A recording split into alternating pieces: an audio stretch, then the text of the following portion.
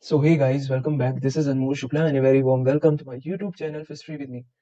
In today's lecture, we are going to talk about pricing methods, जो कि एक बहुत important topic है, so that we are going to cover in this video. But before that, if you're new to the channel, subscribe and hit the bell icon to get the daily updates and notifications. Also, if you haven't joined my Telegram group yet, join it. Link is in the description box.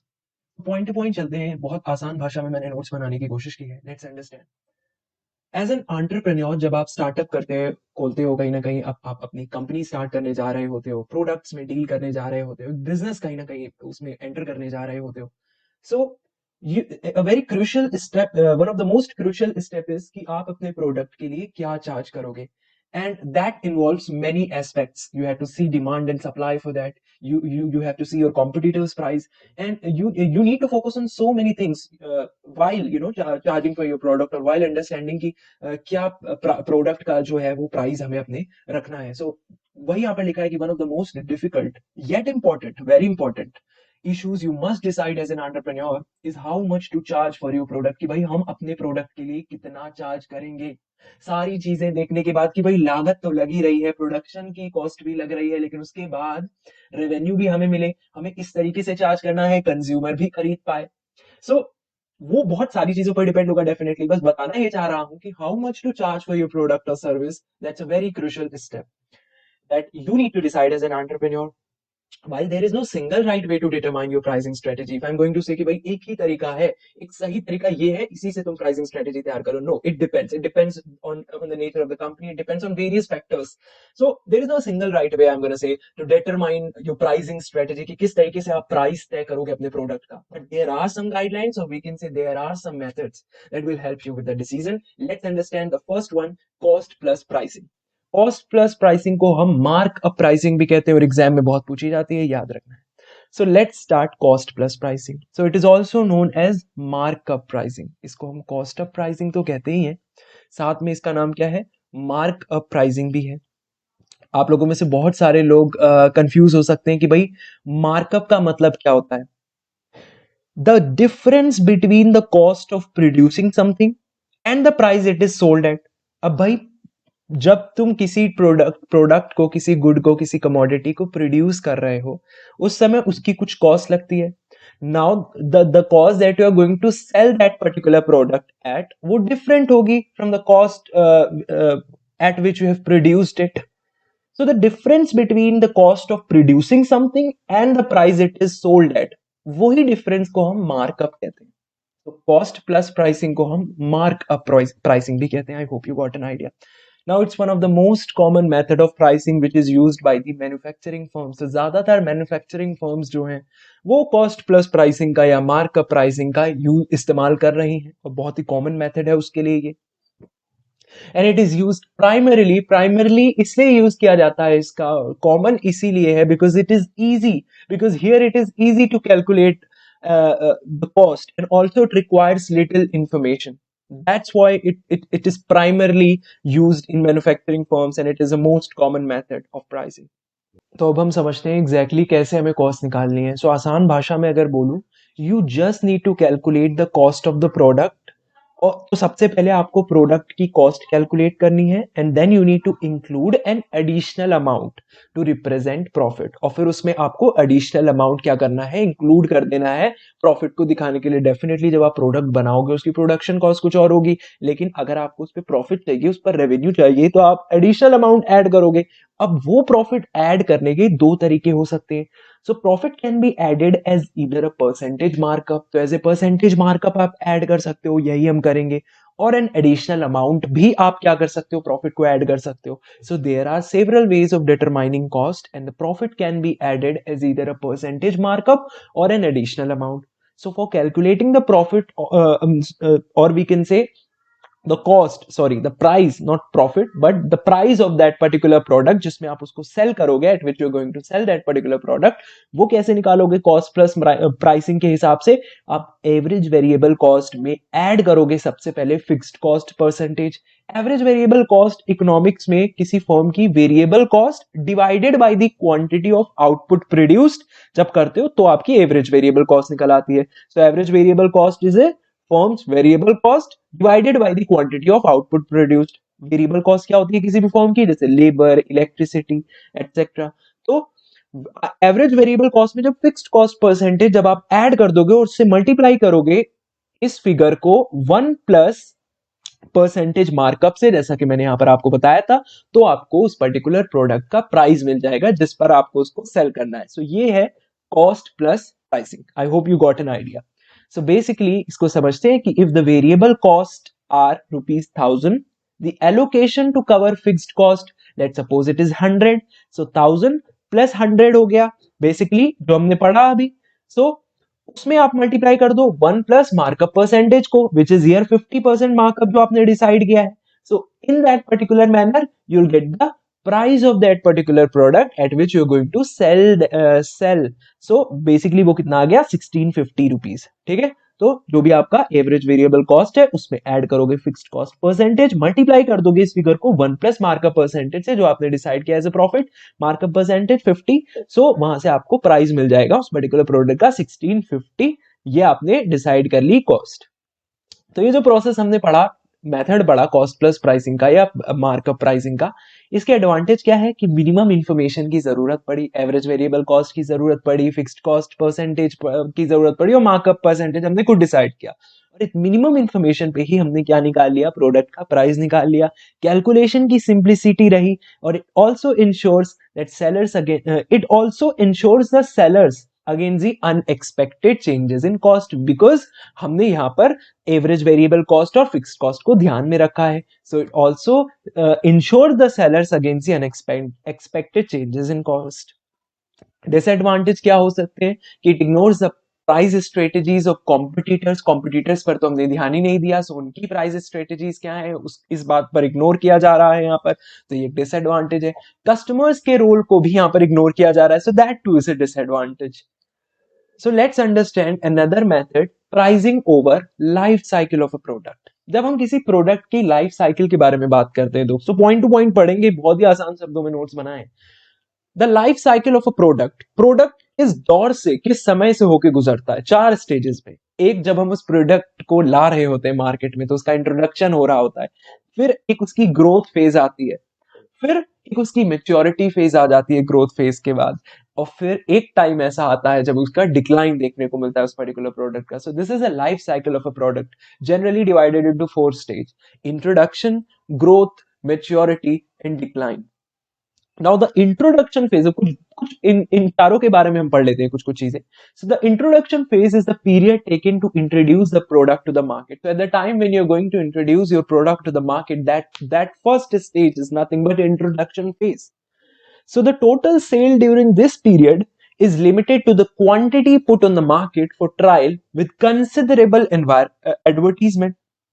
So इस introduction phase में जब आप अपने product को launch ही किए हो बिल्कुल एकदम स्टार्टिंग में, सो इस समय जो टोटल सेल होती है इस पीरियड में, that is limited to the quantity put on the market, कि कितनी क्वांटिटी हमने मार्केट में पुट की है उस पर डिपेंड करेगी कि कितनी सेल होगी, कि ट्राई के लिए हमने कितनी क्वांटिटी, और डेफिनेटली हमने लिमिटेड क्वांटिटी ही रखी होगी स्टार्टिंग में इंट्रोडक्शन फेज में, कि चलेगा या नहीं चलेगा, उस हिसाब से बिकेगा या नहीं बिकेगा, डेफिनेटली वो सारी चीजें होती। So the total sale during this period is limited to the quantity put on the market for trial with considerable advertisement at the time when you're going to launch your product। जो starting phase introduction phase होगा वहां पर advertisement matter करती है, and that too depends on various factors। segmentation पर depend करता है, आपकी target audience क्या है उस पर depend करता है कि कौन सी considerable advertisement आप use करोगे। so इस बात पर कहीं ना कहीं depend होती है the total sale during this introduction period। Now the sales during this period it remain almost constant ही रहती है, almost constant रहती है during the introduction phase। Now growth, it's a second stage, like after a successful trail during which the product gains popularity। तो इस stage तक आते आते product कहीं ना कहीं पॉपुलैरिटी गेन कर लेता है among the consumers, and sales increase at an increasing rate as a result of cumulative effect of advertisement over the initial stage, which is quite clear नाम समझने से ही और पढ़ने से ही। the third stage or we can say the next stage is maturity। so in this stage sales continue to increase, sales जो है वो बढ़ती जाती है but at a lower rate and the total sale, but जो rate है कहीं ना कहीं sales बढ़ने का वो कम हो जाता है, and the total sale eventually वो constant ही रहती है। सेल तो बढ़ती है बट कम रेट पे, and the total sale it eventually it becomes constant when you going to see the maturity, the graph of we can say the maturity state. After the maturity state comes the stage of decline in which total sales register a declining trend. अब उसके reasons कई हो सकते हैं, may be substitutes आ गए उस product के, या डिस्टिंक्टिवनेस प्रोडक्ट की कहीं ना कहीं उसमें लॉस देखने को मिल रहा है, कॉम्पिटिटर का प्रोडक्ट ज्यादा अच्छा हो गया मे बी, तो उसके कई रीजंस होते हैं. तो that's what all about the life cycle of a product and these 4 stages. तो चलो समझते हैं कि भाई न्यू प्रोडक्ट को किस तरीके से, जिसको हम लॉन्च करने वाले हैं, उसको उसके प्राइस को किस तरीके से डिसाइड किया जाए. So depending on whether or not close substitutes are available, कि उस particular product के close substitute available है या नहीं, in pricing a new product generally दो kinds of pricing strategies का हम इस्तेमाल करते हैं. एक होती है price skimming और एक होती है price penetration. Very important to understand कि price skimming क्या होती है, price penetration क्या होता है, क्योंकि दोनों ही चीजें पूछ ली जाती है एग्जाम में. So let's understand price skimming क्या है. प्राइस स्कीमिंग एक प्राइसिंग स्ट्रेटेजी, और याद रखना है दोनों ही कहीं ना कहीं नए प्रोडक्ट के प्राइस को डिसाइड करने के लिए हैं, चाहे वो प्राइस स्कीमिंग हो चाहे वो प्राइस पेनिट्रेशन हो. Price skimming is a pricing strategy. तो ये एक प्राइसिंग स्ट्रेटेजी है किसी प्रोडक्ट के प्राइस को तय करने के लिए, इन विच marketer sets a relatively high price for a product or service at first, then lowers the price over time. तो सबसे पहले एट द टाइम जब वो प्रोडक्ट को लॉन्च कर रहा होता है, न्यू प्रोडक्ट को मार्केट में इंट्रोड्यूस कर रहा होता है, तो स्टार्टिंग में इनिशियल स्टेज में वो अपने प्रोडक्ट के प्राइस को रिलेटिवली हाई रखता है, जितना होना चाहिए उससे कहीं ज्यादा रखता है एट फर्स्ट, और इवेंचुअली धीरे धीरे वो अपने प्रोडक्ट के प्राइस को कम कर देता है. बट स्टार्टिंग में अपने प्रोडक्ट के प्राइस को वो ज्यादा रखता है, जितना होना चाहिए उससे ज्यादा रखता है, और फिर धीरे धीरे उसको लोअर कर देता है. इस टेक्निक को हम प्राइस स्कीमिंग कहते हैं. याद रखना कि स्टार्टिंग में हमें क्या रखना है, प्राइस को ज्यादा रखना है और फिर हमें लोअर कर देना है over time. So it's a pricing strategy in which marketer sets a relatively higher price for a product or service at first, then lowers the price over time. अब ऑब्जेक्टिव क्या होता है प्राइस स्कीमिंग का, ये कर देने का कि भाई पहले हम ज्यादा रखेंगे, बाद में इवेंचुअली हम कम कर देंगे, to capture the consumer surplus. Consumer surplus को कैप्चर करने का पॉइंट है. कंज्यूमर सरप्लस अगर आपने नहीं देखा है ये टॉपिक जरूर देखिए, प्लेलिस्ट में आपको मिल जाएगा मैनेजरियल इकोनॉमिक्स की, तब आपको समझ में आएगा. अब आसान भाषा में अगर आप नहीं समझ पाए कि भाई ऑब्जेक्टिव ये है प्राइस स्कीमिंग का कि हम कंज्यूमर सरप्लस कैप्चर कर पाए, बेसिकली हम कंज्यूमर की वो स्टेट अचीव कर पाए जहां पर कंज्यूमर पे करने के लिए तैयार हो जाए, आसान भाषा में अगर कहूं. So if this is done successfully, यानी कि अगर हम प्राइस स्कीमिंग ढंग से कर पाए, then no customer will pay less for the product than the maximum they are willing to pay. कि वो जितना मैक्सिमम पे कर सकते हैं उस प्रोडक्ट के लिए वो पे करके रहेंगे, उससे कम नहीं पे करेंगे. That's what you can understand by consumer surplus. If this is done successfully, then no customer will pay less for the product than the maximum they are willing to pay. But there is, so you can understand consumer surplus. आप description में जाइएगा, आपको बहुत सारी videos मिल जाएंगी, उन्हीं में से एक कंज्यूमर सरप्लस भी है, आप देख लीजिएगा कौन सी है, मुझे याद नहीं आ रहा.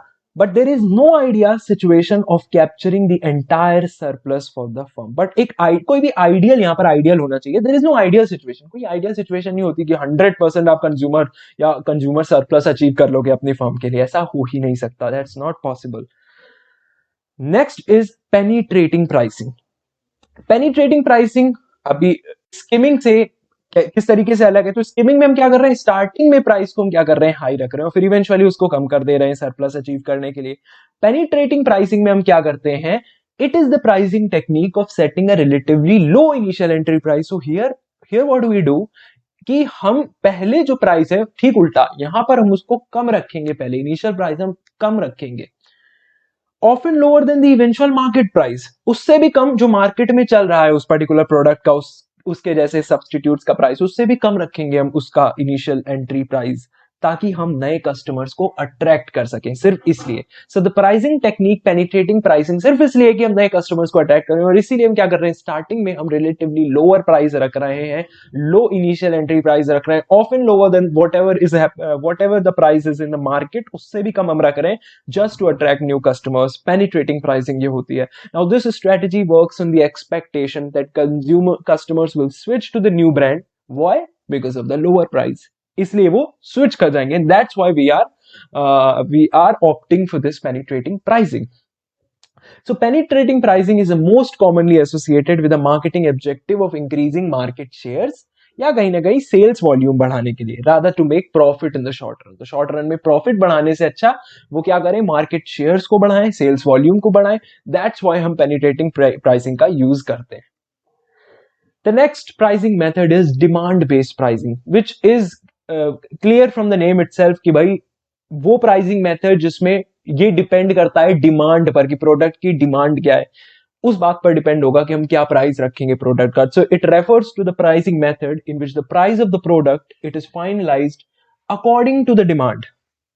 So let's say if the demand is more for a particular product, so an organization prefers to set high prices. क्यों? क्योंकि उसकी डिमांड ज्यादा है, so वो prices भी high रखेंगे for that particular product just to gain profit. So they'll prefer to set high prices.